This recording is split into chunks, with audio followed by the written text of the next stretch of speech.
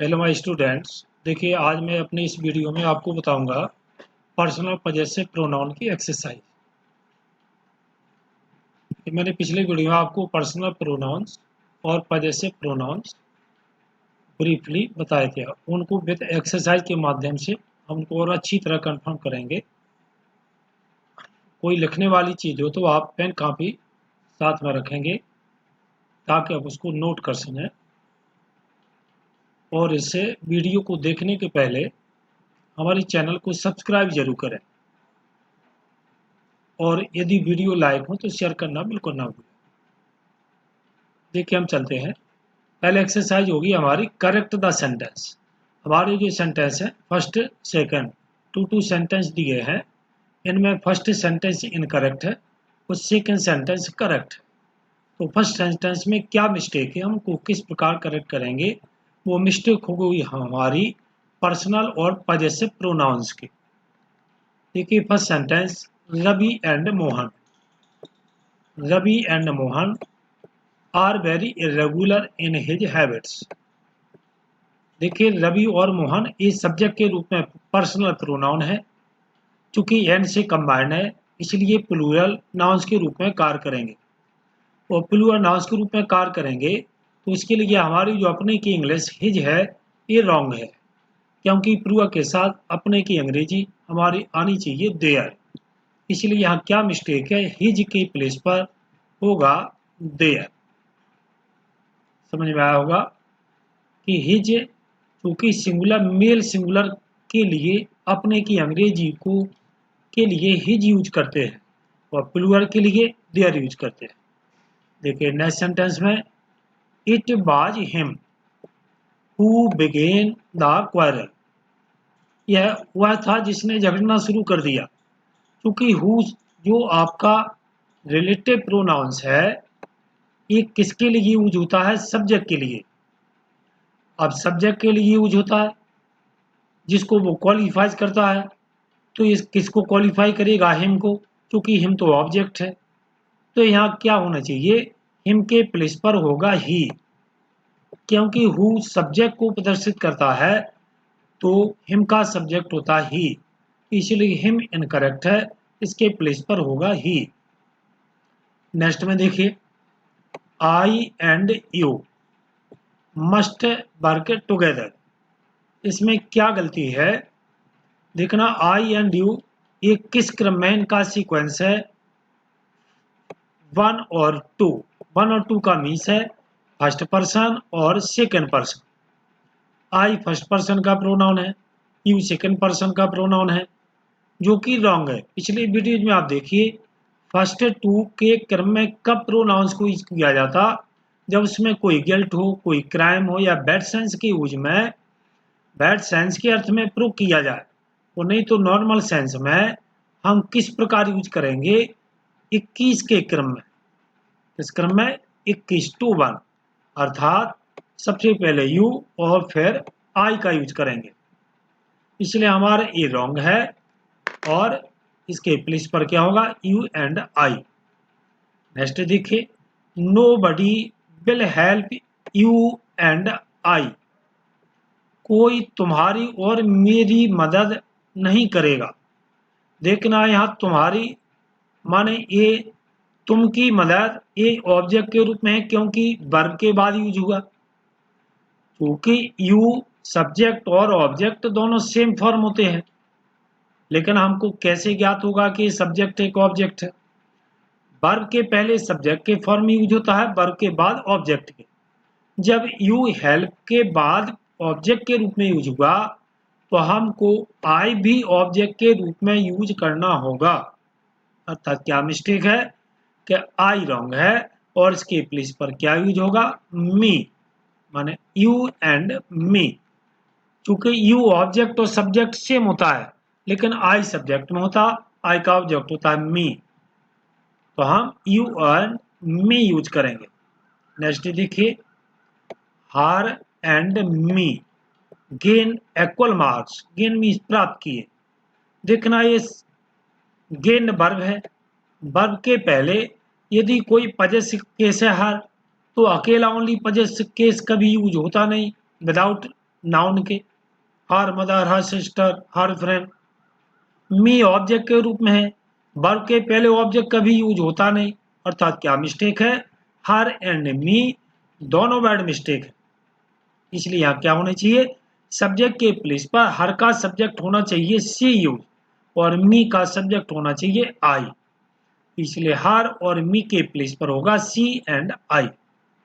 Next देखिए, आई, you and सी किस क्रम में है, फर्स्ट, सेकंड, थर्ड, अर्थात 1 2 3 के क्रम में। 1 2 3 के क्रम में है, तो ये आपने पिछले वीडियोज में देखा होगा। नॉर्मल सेंस में जब 3 प्रोनाउन को फर्स्ट, सेकंड, थर्ड पर्सन के प्रोनाउन को यूज किया जाए तो वो 2 3 1 के फॉर्म में यूज होते, 1 के सीक्वेंस में यूज होते हैं। क्योंकि 1 2 3 तो किसी गिल्ट, क्राइम को प्रदर्शित करने के लिए यूज होते हैं, इसमें कोई क्राइम है नहीं।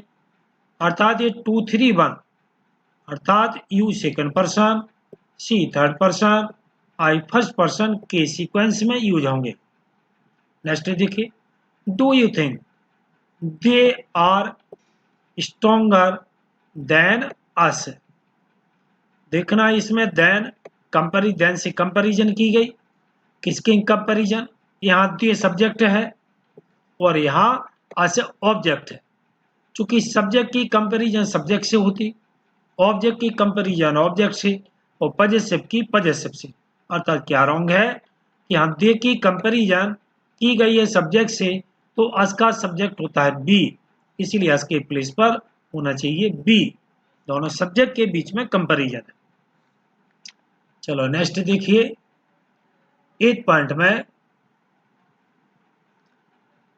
अब आता है, इसमें देखिए डेमोन्स्ट्रेटिव भी है दिस, लेकिन मैंने बताया पर्सनल और पजेसिव प्रोनाउन की एक्सरसाइज, अर्थात पजेसिव प्रोनाउन से माइन और यहाँ पर्सनल प्रोनाउन से माई, दोनों में क्या डिफरेंस है आपने समझा होगा पिछले वीडियोज में केस टेबल के माध्यम से कि माई और माइन है तो दोनों पजेसिव, लेकिन माई पजेसिव एडजेक्टिव का कार्य करता है, माइन पजेसिव प्रोनाउंस का।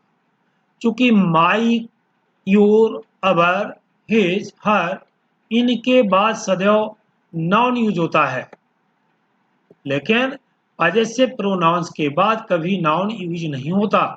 अर्थात इसमें क्या गलती है, क्या मिस्टेक है कि माइन के बाद बुक नहीं आता, या होने चाहिए माई बुक।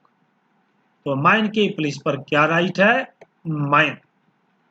अब देखना है सेकेंड सेंटेंस में कि this book is a mine. अब चूंकि माई के बाद नाउन यूज होना चाहिए जो कि इसमें नहीं है, तो अर्थात माई के प्लेस पर क्या होगा, माइन। यह पुस्तक मेरी, क्योंकि माइन पजेसिव प्रोनाउंस का कार्य करता है। नेक्स्ट देखिए, each girl and woman should try, each girl and each woman भी लिख सकते हैं, should try to help their fellow beings. देखना, प्रत्येक लड़की या प्रत्येक औरत को अपने साथियों की मदद करने का प्रयास करना चाहिए, क्योंकि ईच हो, एवरी हो, ये सिंगुलर सब्जेक्ट के रूप में कार्य करता है। अर्थात इन वर्डों के साथ सिंगुलर वर्ब यूज होती है और सिंगुलर का कार्य करता है, एंड से भलाई जुड़े हैं जे, तो प्रूवा का कार्य नहीं करेंगे। Each girl and each woman, तो क्योंकि वुमैन लिखा, ईच गर्ल एंड वुमैन, तो फिर ईच के साथ चाहे वो पुरुष हो, स्त्री हो, पुरुष यदि होता मैन, बॉय, तब यहाँ अपने की अंग्रेजी हिज यूज होती, लेकिन ये फीमेल है क्योंकि सिंगुलर को प्रदर्शित करता है, अर्थात इसके साथ अपने की अंग्रेजी हर यूज होगी, ना कि देयर। इसलिए क्या रॉन्ग है, देयर के प्लेस पर यूज होगा हर। इसी तरह आइदर, आइदर या नाइदर, आइदर नाइदर के साथ क्या यूज होता है, अपने की अंग्रेजी देयर यूज नहीं होती, हर या हिज यूज होती है। क्योंकि देखिए सेंटेंस में अदिति और सीमा दोनों फीमेल नेम है, अर्थात देयर के प्लेस पर हर यूज होता। अगर इसी में हम कर दें कि नाइदर रमेश या आइदर रमेश, यहाँ रमेश मेल है, सिंगुलर है, सुरेश मेल सिंगुलर है, नाइदर से कंबाइंड है, अर्थात इनके साथ देयर यूज रॉन्ग है। क्या यूज होगा?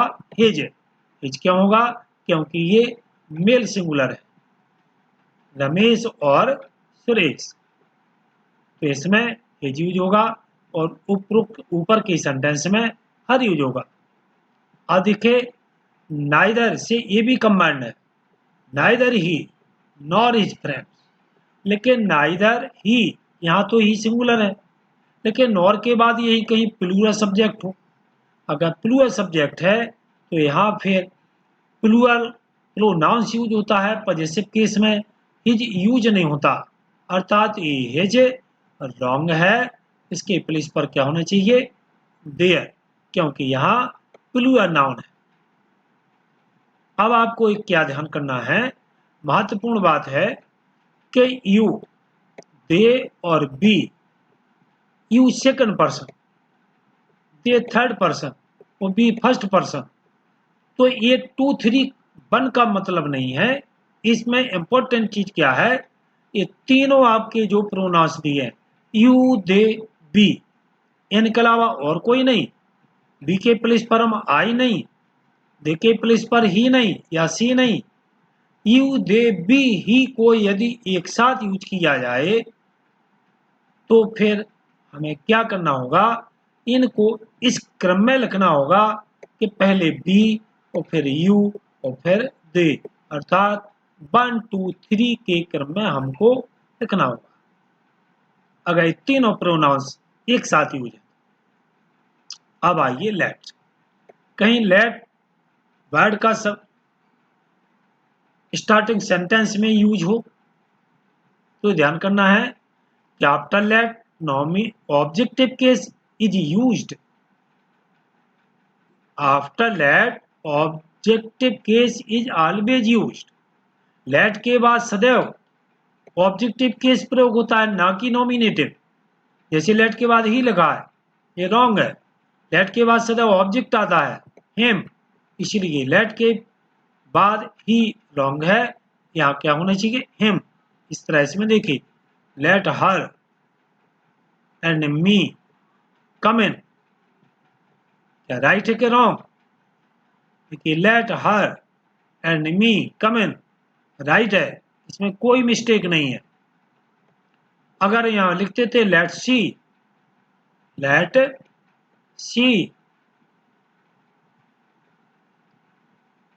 और यहां लिखते हैं हम एंड आई, तो ये रॉन्ग है, क्योंकि लेट के बाद सब्जेक्ट माने सब्जेक्टिव केस अर्थात नॉमिनेटिव केस यूज नहीं होता।